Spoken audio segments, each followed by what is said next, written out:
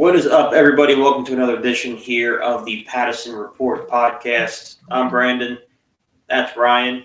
Back-to-back weeks going off at just about 9 o'clock sharp, so we're dialing this thing in here on the professionalism side of things.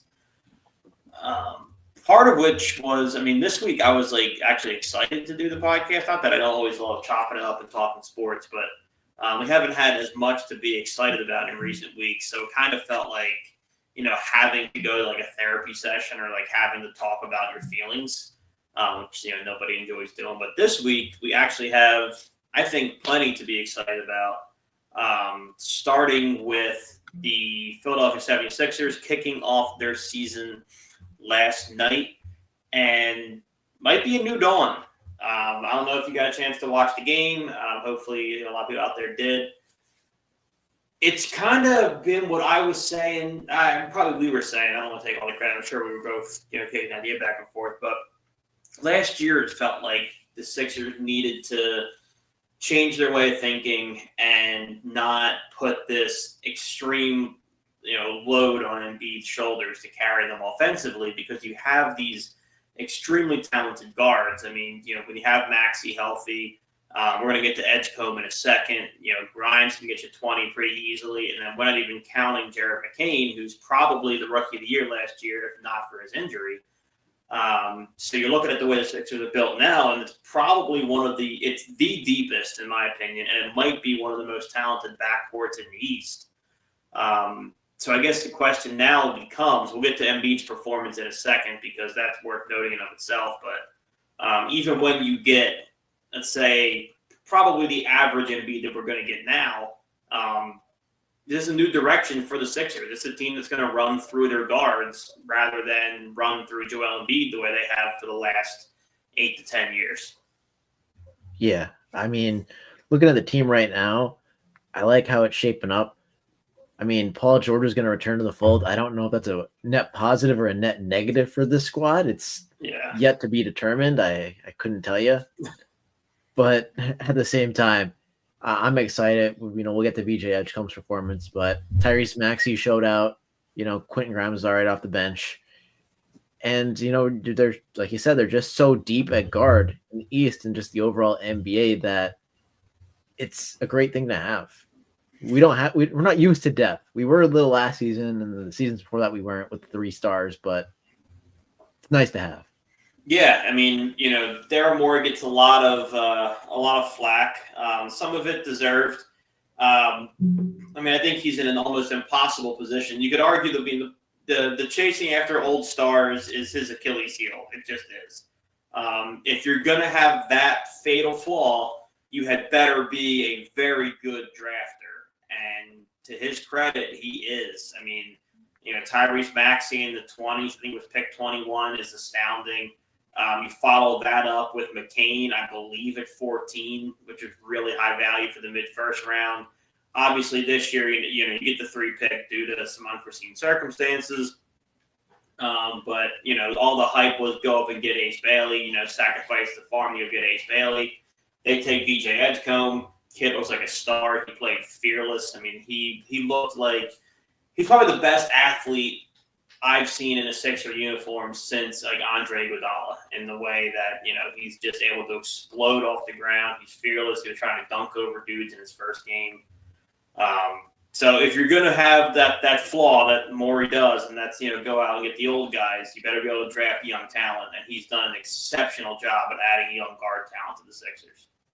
Yeah, I totally agree with you. I think we were both kind of getting on the Edgecombe defender train towards the end of the draft process there. I think we were both on board with the pick, and we started to, grow, more and more fans as we watched more of his games. But man, I didn't think there'd be this instant of return. No, no, dude. And then fans are taking it in stride, I would say. I saw somebody compare, Edgecombe ceiling to Jimmy Butler, which I think if we're all level-headed here would be a phenomenal outcome for the Sixers.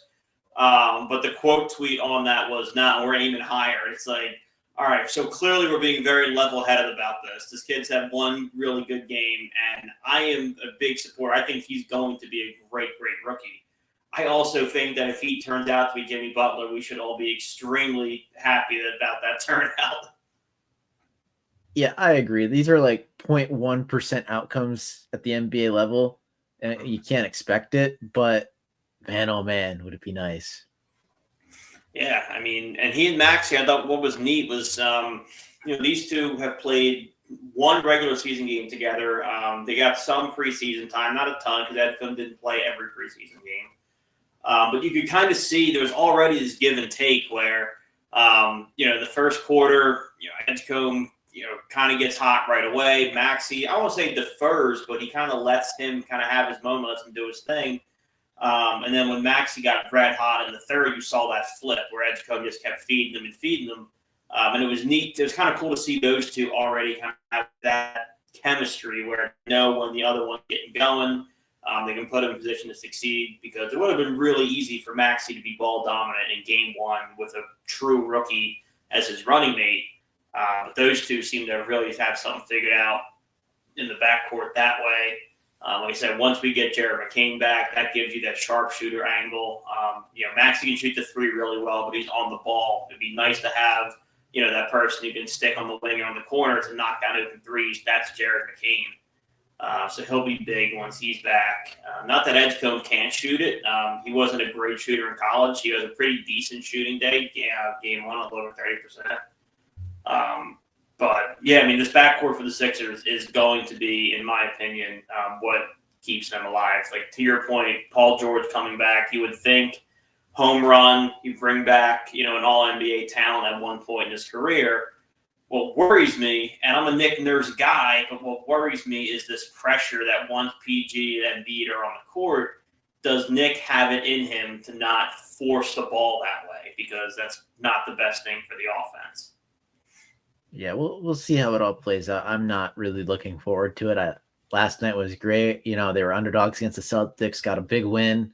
Obviously, they're hurting, but still, it's still Boston. So, still Boston, and a win is a win no matter what, especially when you're not favored.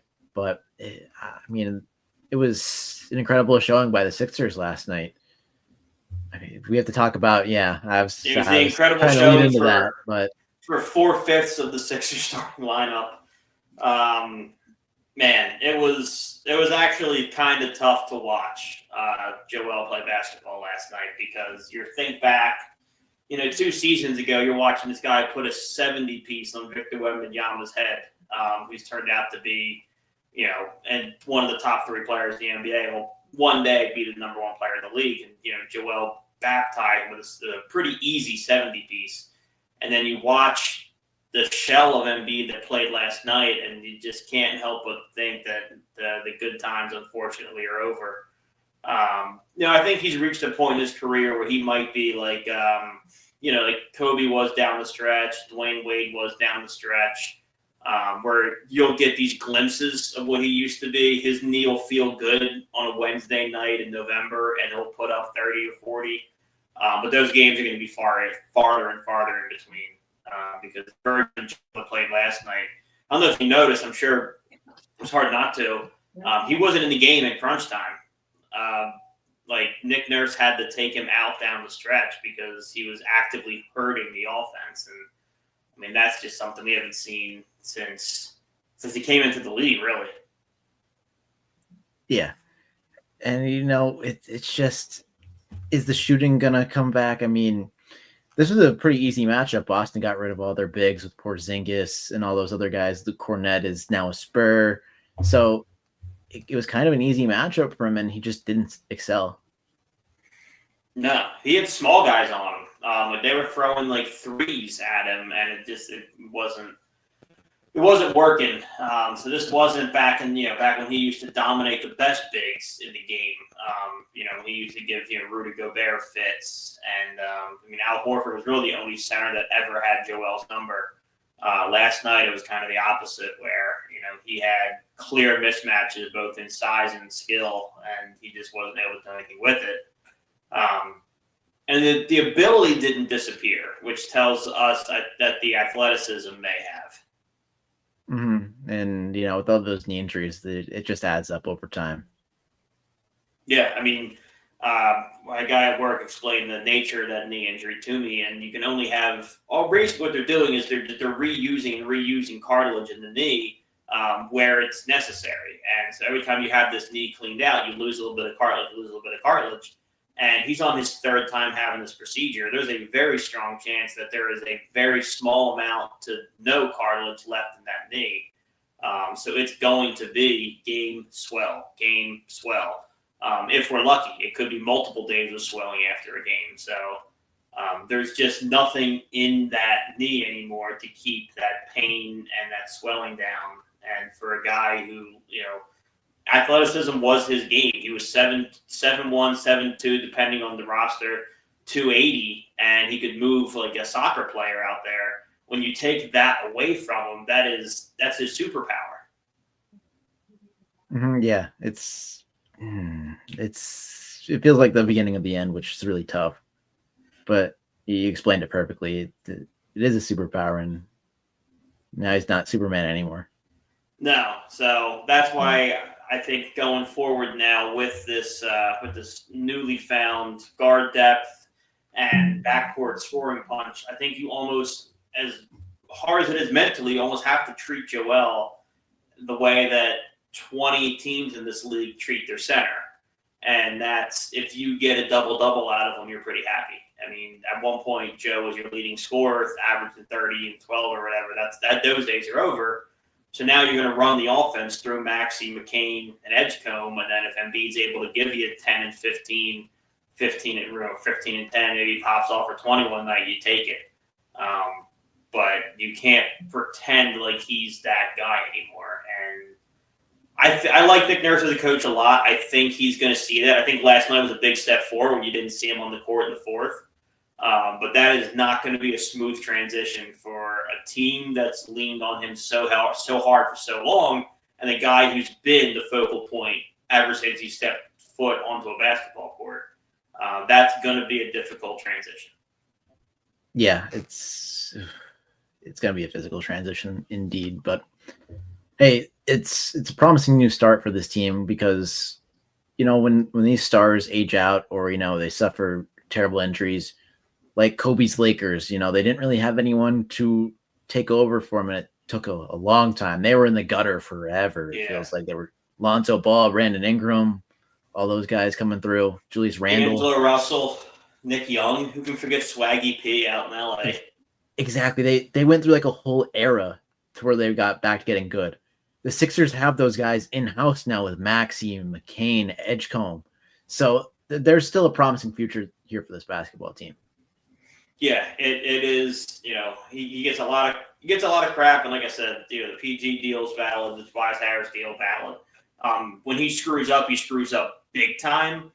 I do think, to your point, if you're looking at this Sixers team, no team is prepared to lose their MVP candidate long term.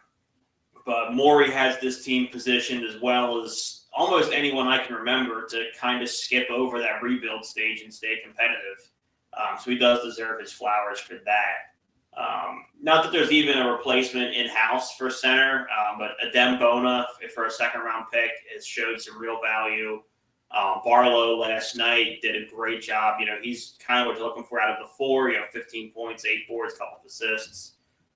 Get PG back. He'll play the four a little bit. So they'll be able to piece together a front court, see what Andre Drummond has left. But anyway, to your point, I mean, to watch your franchise cornerstone become human in front of your eyes and have the solutions in-house is pretty impressive.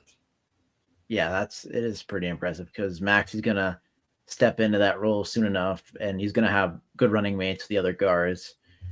It's just going to be a situation of can they find someone in the front court to help these guys out in the future? Yeah, and that's a whole separate can of worms because you're already paying Embiid $60 million. So how much money are you going to spend on your front court's another question. But that's something we'll get to down the road. For right now, it's like the guards are going to be driving the ship for the Sixers, and in a pretty banged up East, it might just be enough. Right. But in a pretty unique circumstance, and I don't think probably a sentence we've never said on this show before. In this instance right here, Daryl Morey may have out GM'd Howie when it comes to roster depth, because we just talked about how the Sixers are going to lose a star in Joel. Not lose, but have him be a different guy than he was, and the solution's already in-house. The Eagles this year, which is unusual for Howie, you lost a lot of talent on the D-line, and we're just so used to having the solution in-house. And this year, no matter what puzzle piece Vic Fangio tried to put in, the solution just wasn't here. And they made what I consider to be, and I think you and I kind of talked about, seem to be on the same page, pretty desperate move to go pull one of your own guys back out of retirement to fill an immediate need at edge, with Brandon Graham coming off the shelf after half a season retired, to come back and really, unfortunately, be one of this team's leading pass rushers down the stretch. Mm-hmm. And, this was always going to be a retool year, and I think people lost kind of the plot with that, and for good reason, because they went out and beat the teams like the Buccaneers and the Rams early, and they started to stack wins and they started to look good, but it was always going to be a retool year. Deep down, like, you knew that, but no one's separating himself in this league. I don't like what Howie's been doing with the draft picks. Yeah. Bigsby for 2. We came into this with a treasure chest of mid to late round picks that could have been kind of parlayed together into splashier moves. He's kind of been using them almost as though he has an unlimited amount. And while he has a lot, you're right, he doesn't have an unlimited amount. And I would have liked to have seen them valued a little bit more than they have been so far in some of these moves. Moving a 4th for a guy who you're only going to really use on kick returns is kind of a head scratcher to me personally. Mechie hasn't really made an impact on he's been kind of using him a little more haphazardly than I expected. Yeah, I totally agree. But there's still, the treasure chest is still there. It's still intact unless they make a big move. They still have 3/3. So 4 picks on day 2 of the draft is high quality. So he'll be able to get stuff done. It's just, I would have liked some more dart throws. They had 4 fifths going into the season. Yeah, I'm trying to think. They have on the many. Return of those, I mean, Bigsby's been a swing and a miss. Mechie, the way they've used him, has been a swing and a miss. The Houston deal ended up just being a push. I guess that would be the 3, yeah. Those are the moves. But, yeah, he usually – and, again, no one's perfect. He's been on an insane run. He's usually has that signature move at the margins, though, that makes a difference and brings in a key guy. And this year, every one of those moves where somebody could have taken that step forward, no one has. I mean, you look at Vaughn last year, obviously, and you're looking at this crop this year, you're thinking maybe it's Uche. Maybe it's the guy from the Giants. I'm blanking on his name. Azeez Ojulari. Yeah, maybe one of these guys comes in and immediately has, a big impact. It hasn't been the case so far. Yeah, I was personally myself, I'll own my mistake. I was on the Jacorian Bennett hype train with the limited tape and the limited, good analytics that he had backing him. Yeah, me too. It just hasn't worked out. No, he's gotten, I still would like to see maybe get a little bit more run out of him personally. I think I've seen enough of Adoree Jackson to know that that's not the answer. I think that, to me, watching it, from as a fan perspective, it feels as though it's still Adoree Jackson's job to lose, and Bennett's getting these small tryouts to try and unseat him. I've seen enough out of Jackson. I know he's not the guy. Give Bennett that same leash. Let's see what he does with a little bit of a longer leash, a little more freedom. But yeah, you're right. Failure to address CB2 has been a huge problem. And then when you compound that with no pressure, it's been tough for the pass defense this year. Yeah, I feel like Booker was a big loss. Yeah. It really hurt the team. No Milton Williams, obviously, he he was priced out. Like, I'm not saying they should have brought him back or anything because they did not have that kind of money, especially with Jalen Carter coming down the pipe. But he's getting a little bit more affordable as the season goes along. I was hoping for a huge breakout. I mean, not that you could say he broke out last year, but he would kind of hit the scene last year. And I was hoping that this year he would cement himself as one of the top DTs in football. And he's taken a pretty considerable step back, actually. I think it's that heel injury. Like, it's kind of hampering him. Very well. They're still good. He's still a great defensive tackle. I mean, the Eagles are dead last with him off the field in rush defense estimated points added. So that's the big stat over rushing yards, where it's like, okay, this is how bad the defense really is against the pass or the run. They're middle of the pack with him on it. I'd like that to be higher, but still, going from dead last to the middle of the pack is a significant jump. Yeah, he makes a difference. It's just, you felt like he was right on the cusp of entering that, like, almost not have to do it sustain, but entering that top tier, that like Aaron Donald tier of DT, where you're talking about, a Fletch caliber guy, in Midnight Green again. And he'll get there at some point. I firmly believe the talent's there, and you've seen flashes. It just felt like this was going to be the year that he grabbed it. And injury could definitely be a part of it. But it just hasn't been the case. And when we already know you're losing Milton Williams, which is going to be tough to replace. You're losing, a lot on the edge. You kind of needed that pressure to come from the middle, and you needed him to play even better than last year. So having him take a step back, Jordan Davis has never been much of a pass rush presence, but he's great against the run. Jomo has played admirably. I don't think he's Milton Williams. The long and the short of it is, nobody on that D line has either stepped into the shoes they were put into or elevated their own game. Look, and I love BG. He's a great player. I'm glad he went out on top, but of course he's back now. He's gonna be a key in that locker room again. He's gonna step in and help out these young guys a lot. So I think I am overlooking that a little bit, that he's gonna help these guys again. Be like, okay, the first half of the season, we could have wanted a little more, and he'll push them towards that because 16-year vet, respected leader. So maybe I'm changing my tune a little bit live.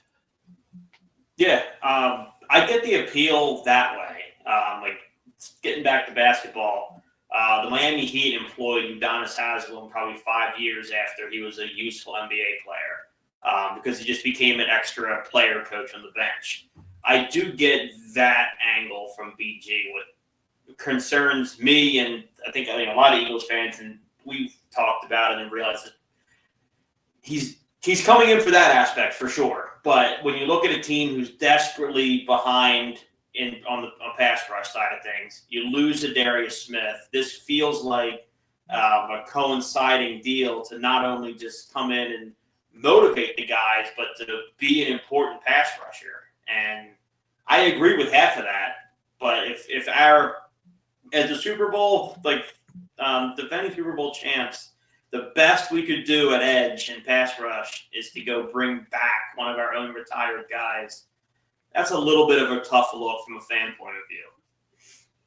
Yeah, I mean, it's tough to find scheme fits, though, in today's NFL. I'm thinking off the top of my head.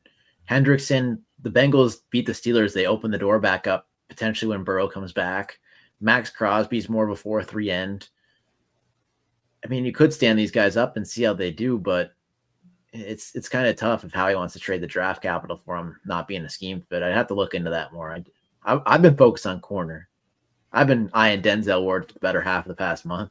So I think there'll be a move. It all depends. You brought up a good point. It all depends on how Howie views this season in his heart of hearts. I mean, outwardly, this team's built to win championships every single year, compete for champions. I mean, that's the outward goal. Deep down, Howie Roseman, the elite builder of rosters that he is, he knows what this season is. And if he believes that this is a bridge year between reloading, then he's going to operate one way. If he truly, honest to God, believes this team is a Super Bowl contender, he's going to operate another. And we're going to learn what vision he has pretty soon, because GM who thinks that the Super Bowl window is wide open and they're going for it this year is going to make a splashy move at corner. One who doesn't is going to hedge his bets and take a low risk, low reward solution at corner. Yeah, it's tough because he lost most of those low risk picks already in deals, but still at the same time, nobody in this league is separating themselves right now. You could argue the Chiefs with Rashee Rice back have looked great, but they dominated the Raiders. It's the Raiders. They've looked terrible. Yeah. Their game over the Lions was a little different, obviously, but offensively, I mean, Indianapolis, you can think it's fluky, it might be fluky, but offensively they look like the real deal. I mean, they haven't separated themselves from the pack yet either, but I mean, they might be for real this year. Yeah, they could be for real. You always got to keep an eye on the Bills, the Chiefs. The Ravens season looks kind of over. I can't believe that one. Yeah, well, when you pull Lamar away, there's nothing it's left. Tough. It looks bad. But from the NFC side, like the Lions, they're starting to get those pieces back. Ali McNeil came back. He showed up big against the Bucs on Monday Night Football. The Eagles already have quality wins over the Rams and the Buccaneers. So, the Lions are probably like the last contender that they haven't really beaten yet. Yeah. So, I mean, there are, but I think the fact that you and I are kind of thinking about this and saying, look, a Chiefs team that got off to a really shitty start is still, a team to fear, speaks to your point that there's nobody running away this year. Everyone has their flaws. Everyone stumbled. So it could be a year to almost, I don't want to say steal one, but, unless somebody really finds their footing, you're not going to have to be perfect this year to go far. Yeah, the Eagles were a well-oiled machine last year. Like they had the roster was super stacked. They had everyone performing at peak level. Like they were the runaway guys. It didn't feel like it, towards the end of the year, the playoff game against the Rams, but from that point on where they crushed the Commanders and crushed the Chiefs, like they were the top guys, and it just doesn't feel like that's there this year. No. And I think it's, we'll end on this one. I had other tabs, but this is when you brought up last year. You remember, as shaky as things were early, you always felt like they had the right chemistry to win close games. They could run the ball on anybody. The passing game took a while, but from Jump Street, Kellen Moore and that running game were a force to be reckoned with. So you always felt like you had a chance. I think what's nerve-wracking for me a little bit this year is the passing game's been shoddy. The Eagles have always been, not to say always been, but in this era of really good Eagle football, they've been a team that's been able to run the ball. It's unusual to see them have to ice games throwing it because Saquon and the O-line just really have yet to figure out whatever's going on. I would feel completely different if Saquon was averaging 100 yards per game. Again, I'd feel great because I know if we're up with 5 minutes to go, we'll just burn that clock. I get nervous now because if we're up a touchdown with 5 to go, we're going to have to complete 4, 5, 6 passes in order to ice this game. And that is routine. This is not generally our strength, whether Patullo is back there or not. Yeah, I'm just looking around. I wanted to pull up the stat. There's been 11 running backs this far in the season that have 100 plus carries. Saquon Barkley is last in success rate and last in estimated points added per run out of those 11 backs. And I think, you can tell me if I'm wrong, I think it's schematic more than anything. I get that Landon Dickerson is not himself right now. He's playing hurt. Obviously, we'll find out what Cam Jurgens' deal is. I mean, the O-line has been beat to hell this year, unfortunately, for the first time in a long time. Tyler Steen's been good, not great. Matt Pryor's unplayable. It's just not the O-line that we're used to. But I also think the reason I say it's scheme is you're hearing from players that they want to be under center more, that we're too predictable out of the gun. And for whatever the reason, Patullo is set in his ways or convinced that it's going to work, whatever it might be. But there's a direct correlation with this new pattern of coming out of the gun and this running game falling flat on its face. Yeah. I think they used under center more with Toth instead of Jurgens. I don't know what the reason for that was. I can't speculate on that. Maybe there's a quote out there that I missed, but it feels like Jurgens and Dickerson are kind of playing hurt a little bit. I looked at his chart. It was like, I think it was past, time to pressure. And Tyler Steen was in the top right corner. I couldn't believe my eyes. I wish I had the exact chart, like the name of it and everything. But I just looked at him like, with how bad this offensive line has felt, he's in the top right. Lane's been playing well. Mailata's been playing well. It's just the interior left side that's just, and then Patullo always runs inside zone, right there.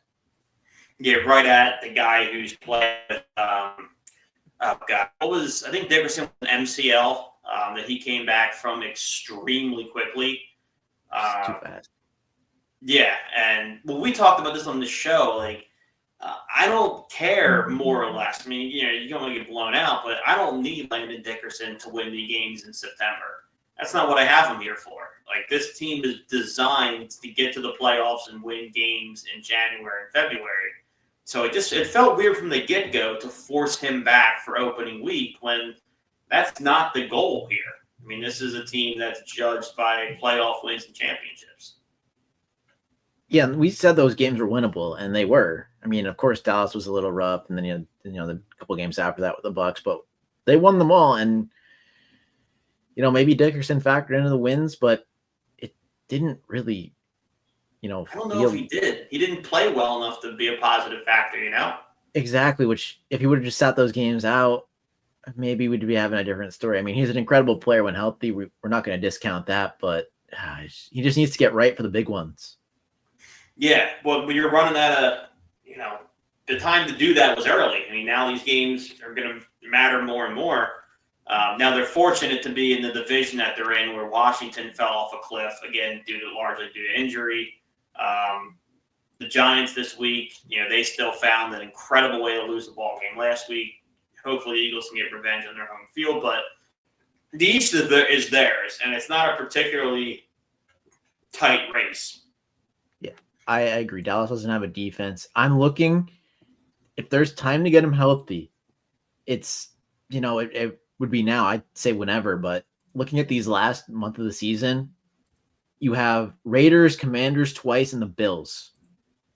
I think they could win them all without them pretty easily. Yeah, Buffalo's never going to be easy. Are we in Buffalo or in Philly? That's a personal rant that I'm going to have on another podcast, but I think Buffalo is a bad team outside of Josh Allen, of course, and James Cook. But are they in Buffalo or Philly? They are in Buffalo. So that matters. I mean, that late in the season, that makes a difference. 3 days after Christmas, there's probably going to be snow on the ground. You'd love for the running game to be rolling in a perfect world.